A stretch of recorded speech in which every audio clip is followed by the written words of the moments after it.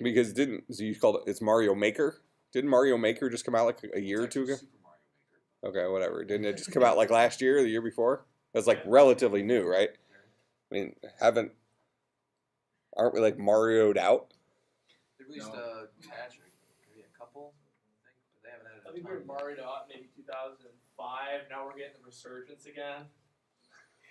I wonder how a Mario world, like a Mario-based MMO would do. I'm pretty sure that the Wii U sales doubled the day Mario Maker came out. No, that was the day that No, I'm pretty Mario sure Kart came No, out. it is accurate. They almost doubled it, I think. like Mario Yeah. Maker just like skyrocketed Wii U sales. If there's a game series that truly has died out, but they Doubled keep is pretty beating the dead horse, it's impressive. Sonic the Hedgehog. They keep just trying, and it's just Doesn't somebody? I mean, Sega originally owned that. Who owns it now? Nintendo. Well, Oh. I think Sega still No, owns Sega it. still owns it. It's just the game's on Nintendo. Isn't it? I think you can get that for. Don't they have a? I think they have a Sonic for iOS too. Probably. I'm pretty sure. Sega makes hella. Anywhere Sega can get money, they will. Yeah, remember the original Sonic was on the Genesis, right? Sega had a lot of Sega games back Genesis. in Yep, Sonic the Hedgehog. And I never had it. It was on. I had it for Genesis, so I never had a Dreamcast. And then the Saturn was in there somewhere. All right, The let's. game that burned out is Final Fantasy. Like, come on. Final. Just stick another one on there. Yeah. It's like X, X, X, X, X, yeah, these aren't even in order. Yeah, nobody can count like that. It's basically like the Super Bowls. They just stick a bunch of Roman numerals, no one can read it anyway. We're at the point where they put up for this last Super Bowl. So this was Super Bowl 50, right? This last one, they had all the X's and stuff, and then almost everything I saw had 50 in parentheses. Like, look, we're not going to rely on you. What's up with the Roman numerals? Why do they exist? So much cooler than 1, 2. Why do they exist? Yeah. It's just cooler. Well, from back in Rome. No, like today. Well, they used to use that as counting. And no, 50 is just an L in Roman numerals. Yeah, but they didn't use the L. What? No, they used a bunch of It does not even X's. look cool at all. No Why? one, because no one in America knows that. All they need like 5 big X's. Like They used the L before. Not for the Super Bowl. They were in the 40s. They had the L. Oh, they not the official stuff did. So they just thought that just one L would be. Yeah, I think for all I know, they actually made up a number. I think they made up a Roman numeral-esque version of the Roman numeral 50. It was in the spirit of Roman numerals. Because they knew no one would get it. The letter L is the number 50 in the Roman numeral. Right, but that's not what they used for the Super Bowl. Yeah, they're just stupid. Yeah, that's what I'm saying. The point is that We all agree on that. yeah, the point is they said, okay, look. Well, aren't they trying to go to like Super Bowl 2015 or something? They're trying to like completely. Oh, the year? That wouldn't be bad. Maybe that might make sense. Or maybe take a kind of an Apple Computers approach and just name it after different animals. Super Bowl Falcon. And then just throw an S And then, on there. then it ends up being the Falcons, isn't it? You can't choose a team that's already existed. Okay, so you got to pick another. So the problem is the teams pick too many animals. Okay, fine. We can go a little nerdy with it and do it like after, I don't know, genome sequences or something. or Kepler stars clusters. K1481.6. Do it in hex. Dinosaurs. Just start doing it There we like they go. name hurricanes Dinosaurs. alphabetically. Boy, girl. Yeah. Yeah, why don't we name our Super Bowls like hurricanes? That's a great idea. That's extra credit, Christian Worldview. That's extra. Super Bowl. What do you mean, how's it not Christian Worldview? I don't remember the hurricanes in the Bible. What? It said God made the heavens and the earth, right? It doesn't Well, there's that whole thing where the Earth kind of got flooded. Yeah, whole earth got flooded. You don't think a hurricane played a role in there? No. Or like 50 hurricanes. I can just see that he's like, Super Bowl Jesus. Super Bowl 1. Juan. Super Bowl Juan. That would be confusing. Super Bowl font. Yeah, I know, that's what's awesome about it. Seriously. I think they, so I just read an article about the Super Bowl, Yeah, and I think they did it because they didn't want it to be Super Bowl L. for loser. See, like, what happens though if they like have to name? If they would do the name thing, if they named it like after a really destructive hurricane, like Super Bowl Katrina. Like, Or Camille. But I hope Then New everybody Orleans be is hyped for that. So we're like, it's just gonna be devastating. Super- That one needs to be in New Orleans.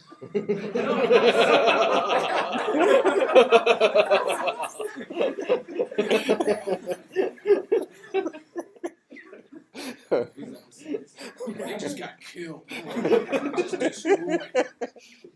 That's great. Christian worldview. What? they can use analogies. I know, exactly. They burst through that defense like the levees broke.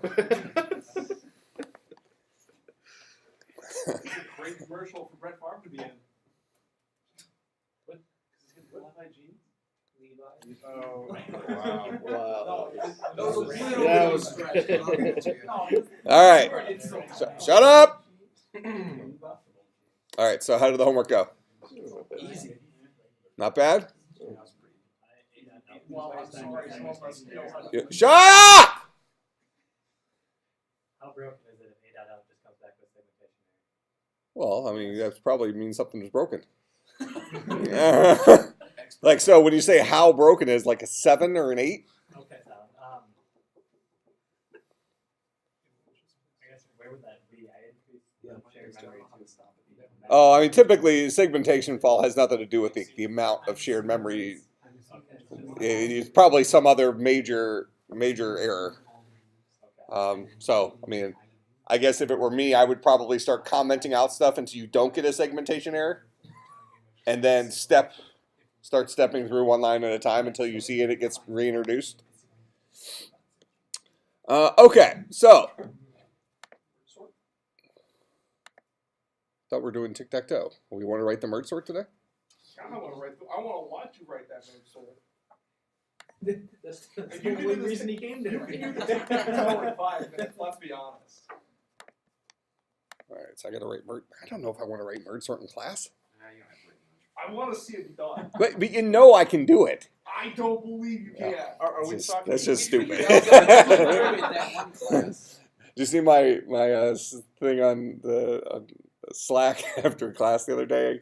You had said something like, however long something will take me, like you just said, just multiply that by 8. And then so like 2 hours later, I wrote on Slack, like, what do you mean, just 8? Are you calling me stupid? Or something? It's like it's such a delayed. But then I wondered if it was phrasing, and somebody commented. Oh, yeah, Evan said. 8 times as long. That and this class has more phrasing than any of It's like impossible to avoid. combined. Okay. So tic-tac-toe went okay? The most confusing part for me at first was not recognizing that we needed to use an array to represent the board. Call me stupid if you want. Okay. How are you going to represent the board? I didn't understand that was what we were supposed to do. Well, there isn't a what you're supposed to do. Well, Just- That's seems like if you're sharing arrays via memory, via shared memory. like a Tic-tac file, a tic-tac font. total board file object. So how were you trying to? I didn't know where to start because I didn't understand the assignment. But once I figured that out, then it went okay. Okay, so you got it done. Yeah. They were a little bit loopy at the beginning. All right, so let's see. What do I need to bring?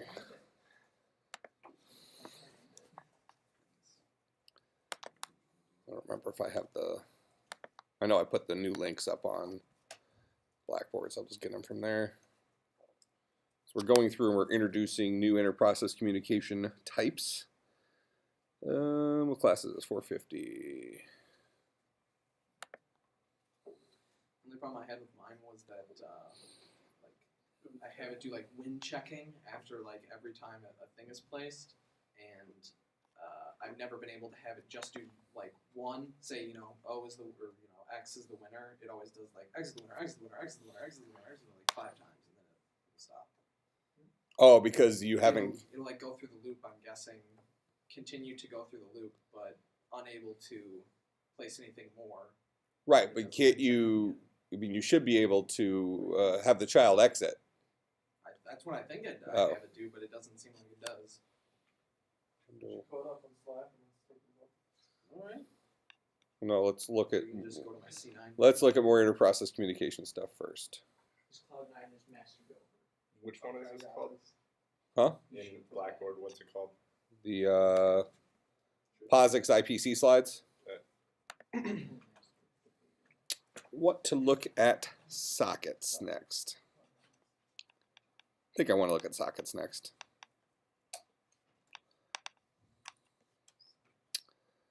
Okay. So, do we look at this document last time at all? No. I just put it up there. So it's been up there for I don't know since last Thursday or something like that.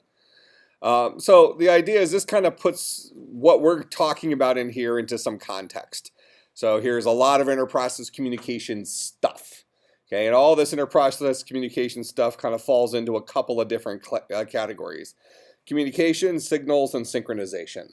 So when we talk about synchronization, we're talking about having 2 different processes or multiple processes not getting in each other's way. Kind of almost like what we were doing with tic-tac-toe here, except tic-tac-toe was relatively easy because we just have 2 guys, right? We were doing busy wait loops to kind of like, well, is it my turn or the other guy's turn? The second you start putting multiple people in there, what our next step would be, you have to wait for, you go on the 7 or something. So it's 0, 1, 2, 3, 4, 5, 6, 7, and you're just constantly checking to see if it's your turn. Does that make sense? Now, when we think about kind of the history of computing, even though most of us, when I say that, if we're going to have, let's say we have 10 different processes all trying to share the same resource, we might say that, busy waiting for a certain value to be a 1 or a 2 or a 3 or a 4 seems to be ridiculous, right? It doesn't seem like a very good solution by today's standards. How many of you have heard of a networking concept called token ring? Made by IBM. It was a predecessor to Ethernet. So don't we have a networking class here? Nobody's taken it? Has anybody in here taken the networking class and you haven't heard of token ring? I remember it vaguely. I don't remember much about it. Token ring, it was in the class. You just not do it? I mean, maybe it was like mentioned. Well, no, yeah. Like one bullet on it. But Right. Yeah, I doubt it's something you would have gone into very much, but I got myself there. I almost said very deeply. As you just said, very deeply. Well, but I was pointing out that I was filtering. Okay. Is that phrasing? I mean, you said it anyway, so. Well, right, but I said it as a description of coupling.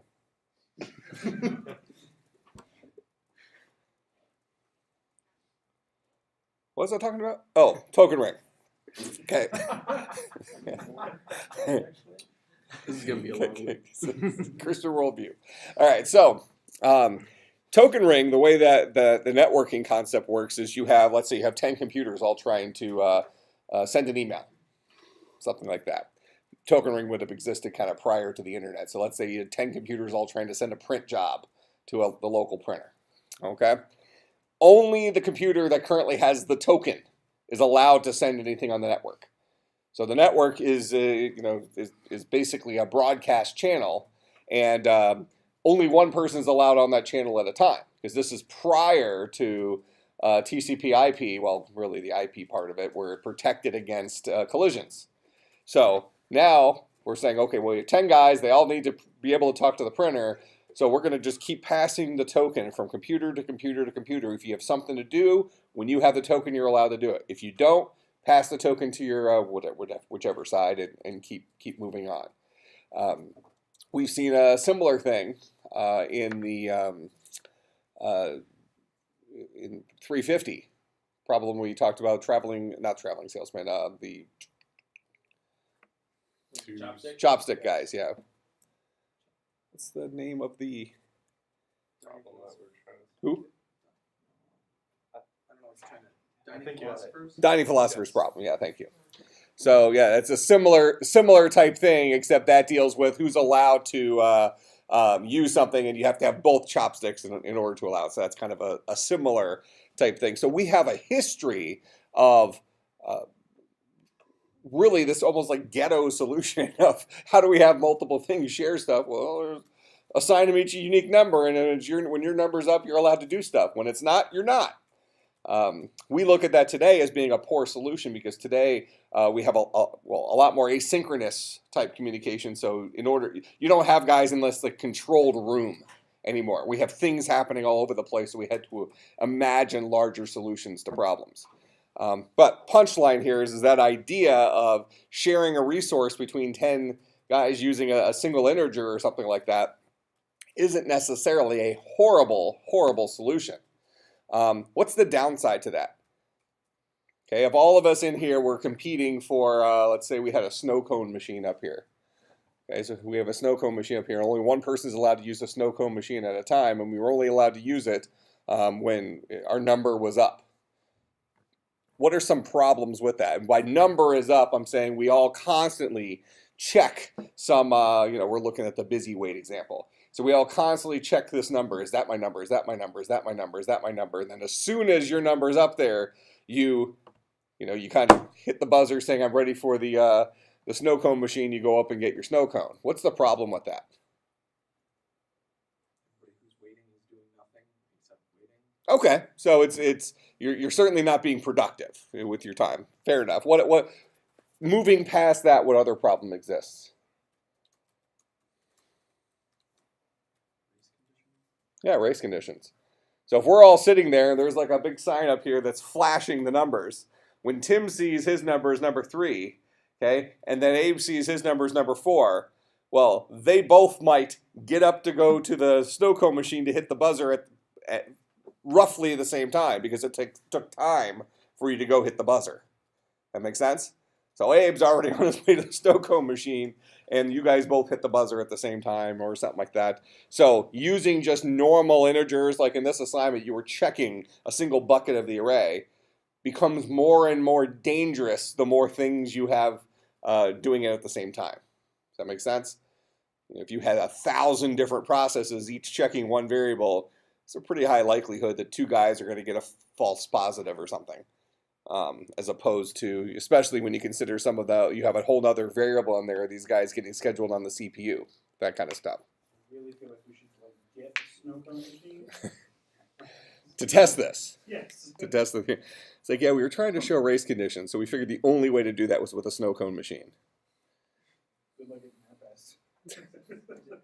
All right, so that's the idea of synchronization. So all of this stuff falls into 3 categories. We have synchronization, then we have signals. Signals is just letting other processes know that an event has occurred. So not necessarily passing information other than just contextual information about the event. Okay, so if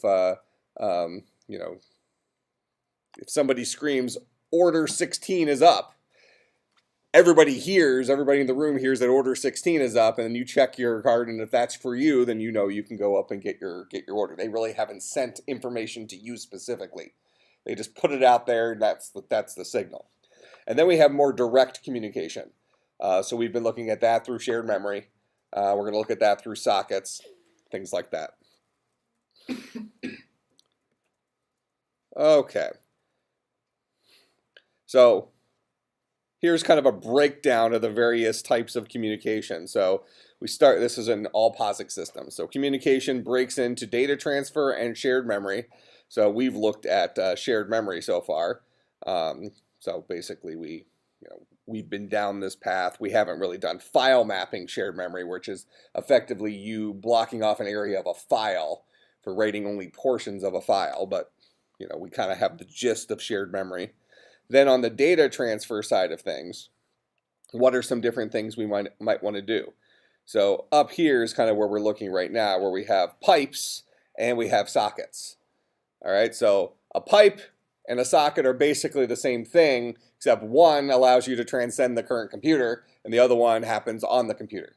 So a socket is going to have a little bit more overhead to it because you have to manage some additional communication constraints as opposed to a pipe, which is just sending stuff between two processes on the same computer. All right. Our ultimate goal here is we're going to write a chat server. Does that sound like a pretty easy thing? What do you think? See, chat servers are a very interesting thing, and the reason I like using them as an example is our initial perception is, oh, that doesn't seem so bad. But the reality is actually writing a chat server that supports multiple people. And when I type something, everybody sees what I typed, and when you guys type something, everybody else's screen is updated. It's actually significantly more complex than you would think it would be. I think the error checking is Yeah, if you use Firebase. Piece of cake with Firebase. No, we're going to write it with this. What were you going to say? I was just saying, I think the error checking would be the hardest part. Yeah, we don't error check. I think it would be too hard. Yeah. We don't have errors. We don't have errors. Why error check? If errors are not found. We code perfectly here. No, I do, but.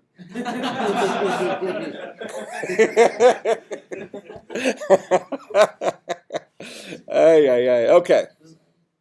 Christian worldview. What? Racking up Enough to get us through this semester. I'm going to get a scoreboard. That's what I need. Someone just clicks every single Lippman's Christian worldview scoreboard. That's what I should have done for my senior son project. That's what I want. Should have done it for my senior son project. Yeah, I just set up a Christian worldview. No button. It doesn't have voice every time you say it. Voice recognition every time you say it automatically updates. Betty going, just When you hit 100 What each happens class, when it like he uses it in a sentence but doesn't mean to increment his point of Christian He just got a bonus Christian worldview Yeah. point.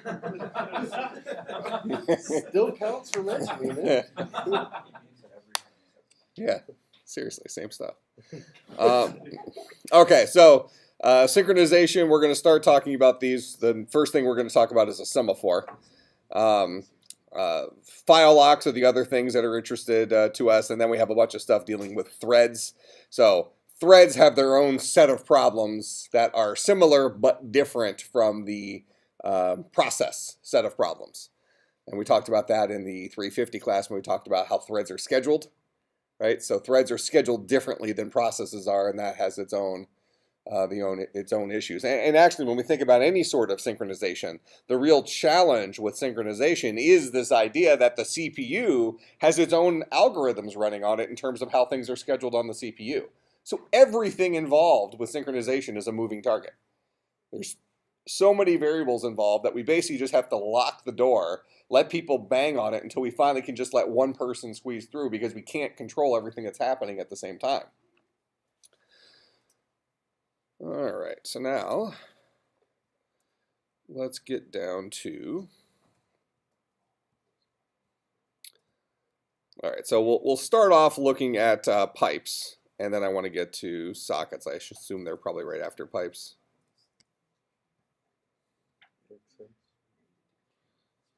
We're gonna, well, named pipes, that's fine. We can talk about those. All right, so let's just, here, let me just confirm that's where it's going. No, it's not. Very nice. Well, after we look at pipes, we're looking at sockets with the ultimate goal of writing a chat server.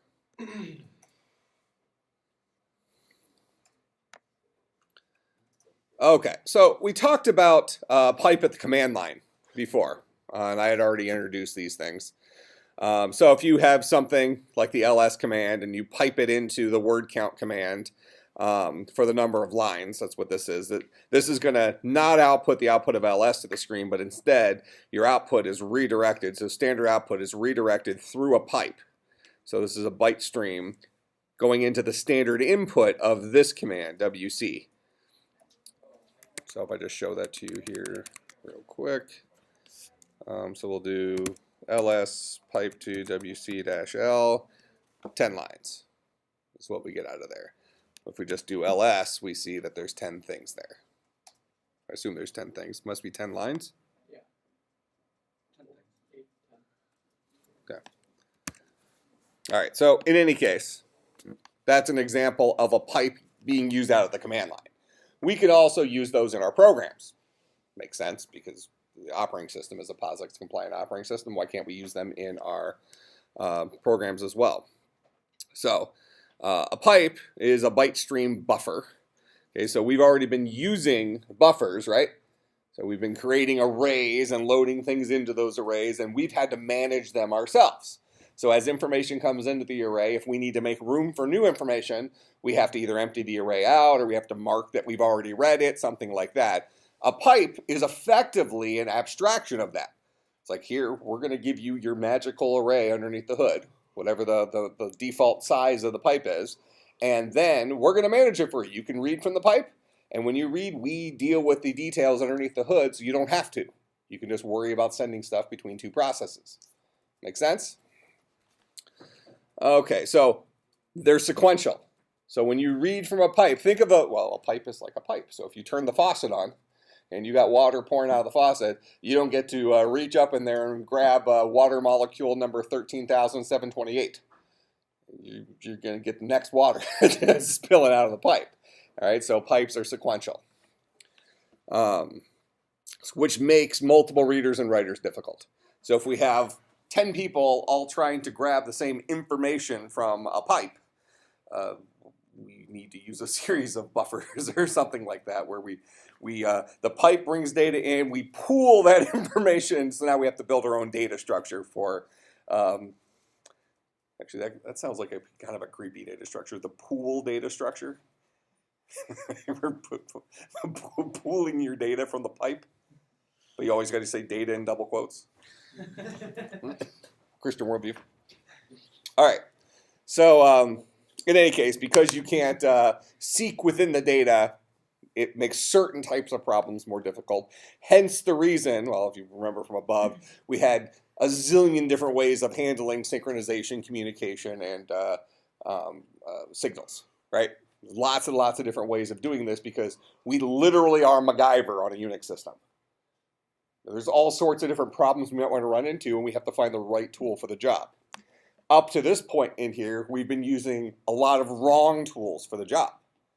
Still being able to pull it off, but they're not the tool that you would choose to use if you were able to harness all of them.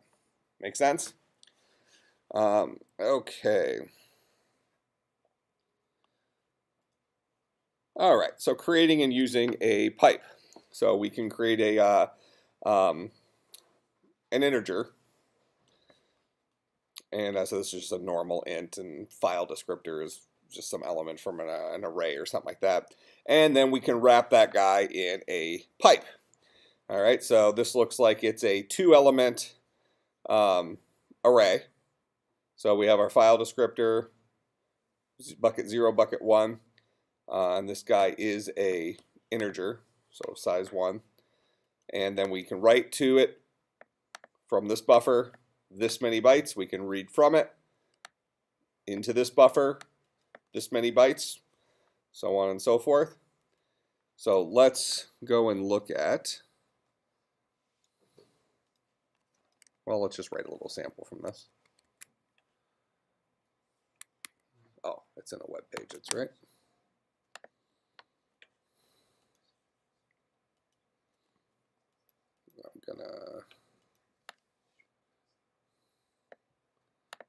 I'll just steal that there, and we'll close a lot of this stuff. Ooh.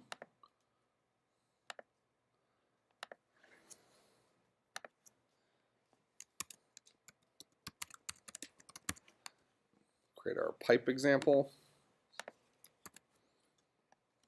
Okay, we don't need the shared memory one in here, and I think all the pipe stuff is in IPC.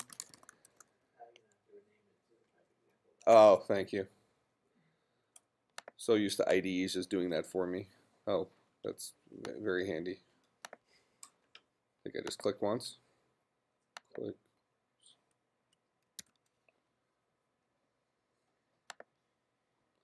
All right. So int argc char pointer argv, return 0 at the very end. All right, so we want to go ahead and we're going to create a look at how it's over here. So we're going to create our integer array. We'll call it file descriptor.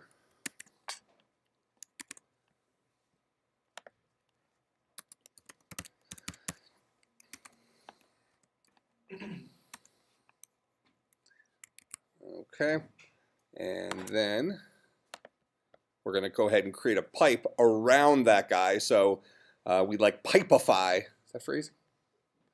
Yeah, it is very. Is it? I think so. It's It might be a chicken or the egg type thing. Like we may have just created a new thing.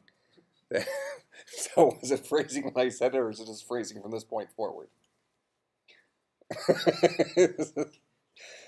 Hey. It's a thing on GitHub.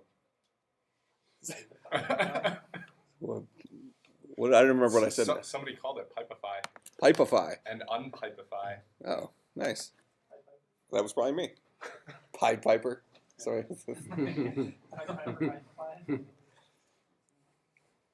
Oh, you're referencing Silicon Valley, right? I didn't know if there was another reference I'm missing. All right, so we got our file descriptor. We'll go ahead and pipeify this guy. I'm going to keep wanting to switch between. All right, and then we can read and write from this. So let's go ahead and we can make this buffer maybe a char buffer or something like that. Somebody's going to have to write to it, then we can read from it. That's fine.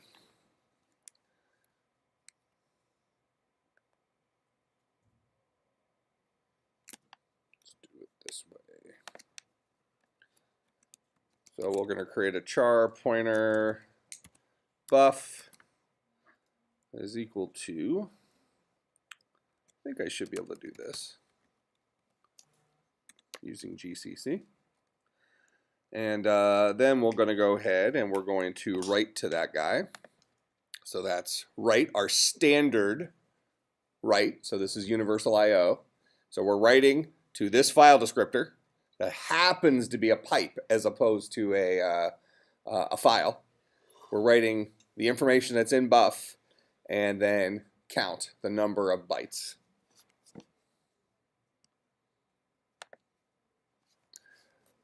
So we're going to go ahead and we're going to say write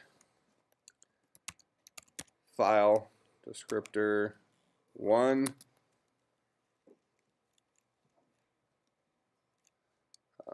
buff, and then we'll just hard code in a 5 because those guys don't know what their length is. And then let's create another char pointer buff2 right here, and we'll go ahead and read file -0, and then we'll say buff2 5 bytes, and then we'll do a printf %. I think %s should work in this, and we'll say buff2. Might want to throw in your /n while you're at it. Yeah. So we'll see how much of this is accepted by GCC. Because treating these as strings is not a original C thing. Okay, so we'll write to file des 1. So these are two ends of the pipe, 1 and 0.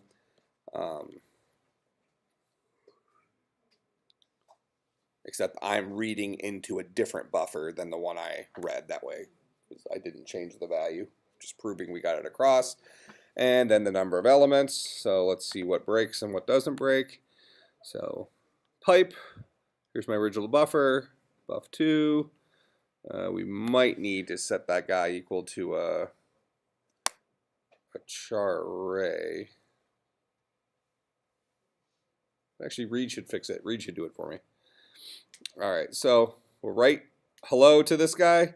Then we're going to read from this pipe, whatever's in there, into buff2, and then we're going to try to print out buff2. What's this? This breaks? GCC pipe example. dot slash a dot out. There's your segmentation fault. Okay, more than likely that's because I didn't have actual memory created for this buff2. So let me actually do this.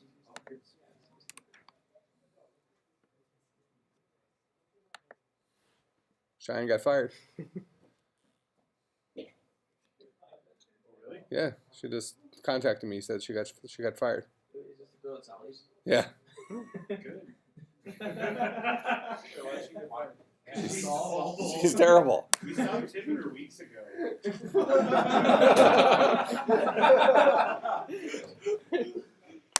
That's hilarious. Like, honestly, the cook was serving us more than the waitress was. Yeah, and she's not very good either. All right. So I gave myself some real memory. I'm pretty sure that segmentation fault was because I didn't pass in a real. Ooh, we should. Here, hold on. I need to remember the syntax, but we're going to do the cool kid thing here. That's what we do. Man, Malik. I think we could just do 5 for bytes. Yeah, so char pointer buff2 is equal to malloc. Oh, let's do this. 5 times size of char. Did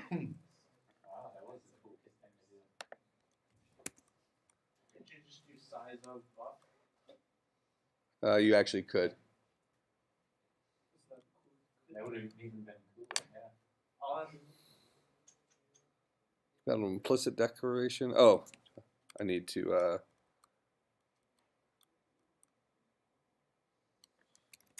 Man, Malik. Where's this guy live? Oh, he's in. Oh, he's standard lib. I don't have standard lib in there.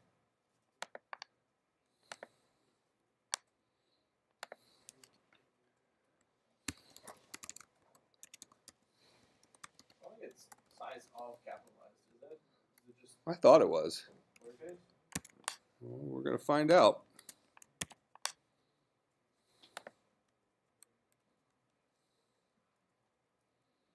I think you might be right.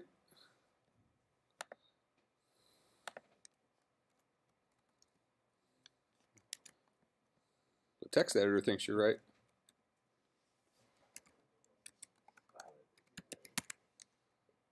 Hello! Successfully read from the pipe. All right. So you might want to look at that for possible segmentation faults. Is memory that didn't actually have memory. Were you sleeping through that? You don't even know what I'm doing, do you? All right. Yeah, so what I originally did here was this. Expecting that read would assign memory to buff2. Bad expectation. Bad expectation. So effectively, I passed in a null pointer. And that's why I got the segmentation fault. So now what I'm doing here is this right here is equivalent to, here I'll just write it on the next line. These 2 lines are the same.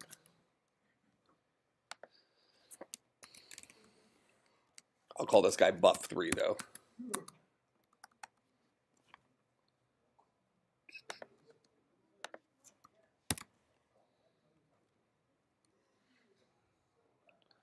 These 2 lines are the same, but this one looks way cooler. So this is memory allocate. So we're specifically actually asking the operating system for 5 times size of char amount of memory. And I think you've seen this syntax before when I originally taught you about arrays. We were talking about how you calculate the various buckets of an array.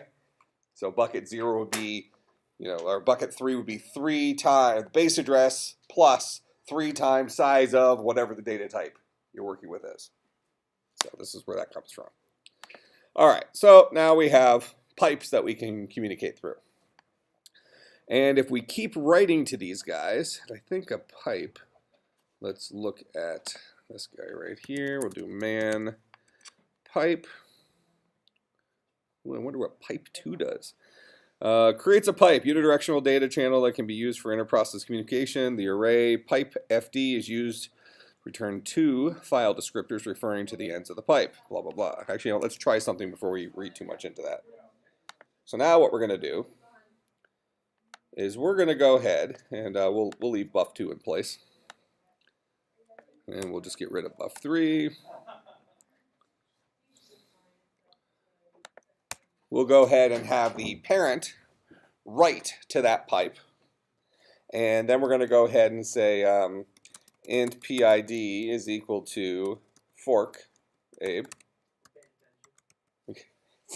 You got my attention. Christian worldview. All right. Man, I need a scoreboard. Someone's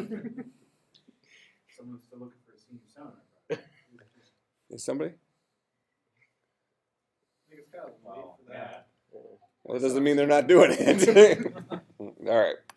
So int PID is equal to fork, and then we're going to say if PID is equal to 0, that means you're the child.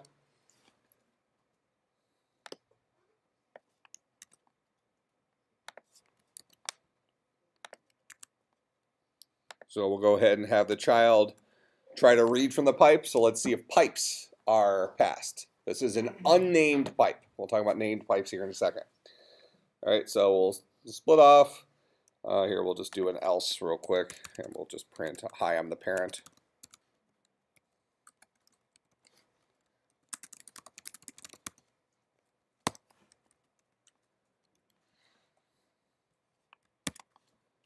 All right. So we'll create. The parent creates the pipe. Parent writes to the pipe. We go ahead and give ourselves this buff 2 thing. We don't even need to give it in there. We can. That's unrelated to what we're doing. Here, we'll create it here in the child. So this is the child's little array he'll use for reading stuff in. So parent writes. We fork. If we're the parent, we'll go ahead and create a array, a buffer to catch our stuff in. Then we'll use our standard universal I/O read from our pipe that was shared. We know we'll have access to that variable, right? At the very least, we get a copy. But the question is, since we use the pipe system call for interprocess communication, are pipes transferred? Is it shared between the parent and the child? Did somebody just copy everything on my screen? Looked like it. All right.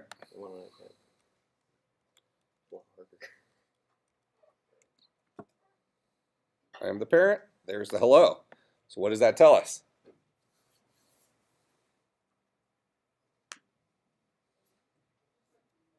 Does that mean it's shared?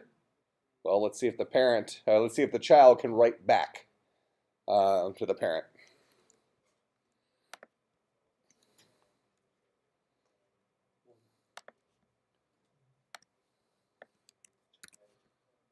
All right.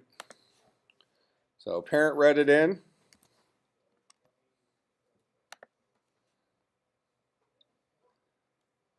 We're going to go ahead and write. We actually should be able to just do this. What's the difference between named and unnamed pipes? Well, we'll see. All right, so we're going to write woot. So that's 4. We're just hard coding stuff. This is bad programming practice, but whatever. So now the parent is going to continually try to read from the pipe. So this is where it might have been handy to share this memory between the parent and the child. So now we'll have that buff 2 available to us.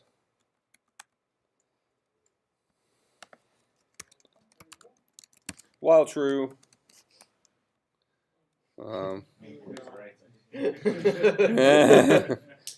This is starting off great. All right, so we're going to go ahead and we're going to read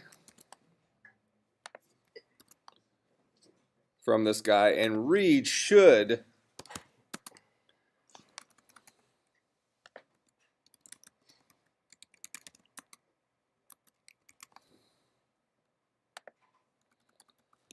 while numRed is equal to 0, We'll start off at 0. Keep doing this.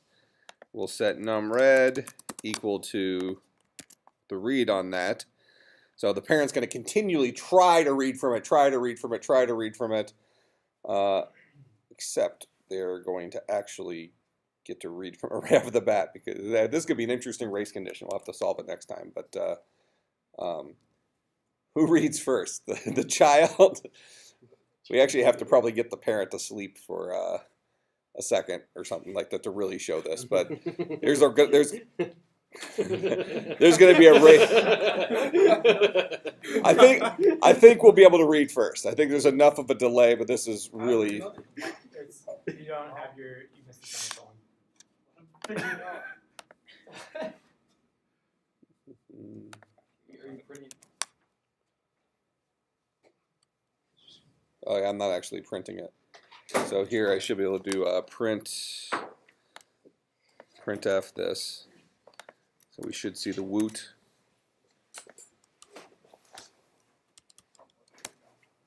Ah, came out. Shared. So, what do we use name pipes for? That's the real question. Yeah, try it again. See if you can get the race condition that they all I don't think you will, because we're doing all the variable setup on the parent. But there's certainly a chance. Ah, there it is. It was just. That wasn't you.